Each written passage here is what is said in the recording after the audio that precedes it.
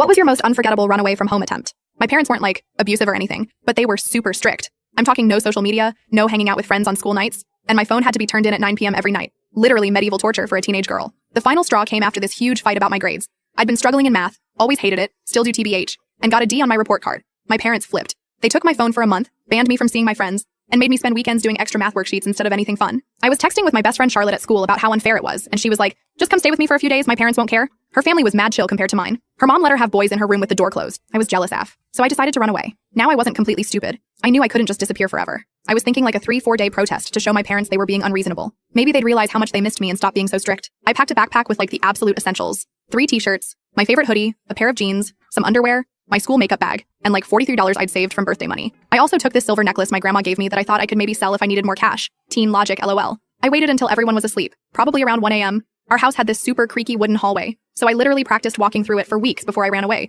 finding exactly where to step to avoid making noise. I felt like a ninja that night, swear to God. The plan was to walk to this 24-hour convenience store about a mile away and call Charlotte to come get me. But here's where everything went sideways. Charlotte's phone was dead, like completely off, no response. I tried calling her house phone. Yes, they still had one. But her dad answered, and I panicked and hung up. So there I was, sitting outside this 7-Eleven at 2 a.m., no ride, and starting to low-key freak out. The guy working inside kept giving me weird looks through the window. I was just sitting on the curb trying to figure out what to do when this red sedan pulls up. There were 2 guys and a girl, probably college age. The girl rolled down her window and asked if I was okay. I must have looked pathetic AF because she immediately offered me a ride. Her name was Melissa, and she seemed super nice, telling me they were coming back from a party and could drop me somewhere. Now I know this sounds dumb, don't get in cars with strangers and all that, but teenage me was desperate. It was getting cold, and I figured having a girl there made it safer. Plus, Melissa had this really gentle voice and kept saying she just wanted to help. I told them I needed to get to Charlotte's house, but didn't have her exact address. Another brilliant part of my plan. The guys were talking quietly in the front seat while Melissa kept asking me questions. How old I was, why I was out so late, if my parents knew where I was. I started noticing we weren't going toward Charlotte's neighborhood at all. We were heading toward the highway. When I pointed this out, the guy driving, Steve I think, said they needed to make a quick stop first. That's when the alarm bells really started going off in my head. Melissa kept trying to keep me calm, saying they just needed to drop something off with a friend, and then they'd help me find Charlotte's house. But then the other guy, Benjamin, turned around and asked if I had ever been to a real party. The way he said it made my skin crawl. We stopped at a red light and I noticed a police car in the lane next to us.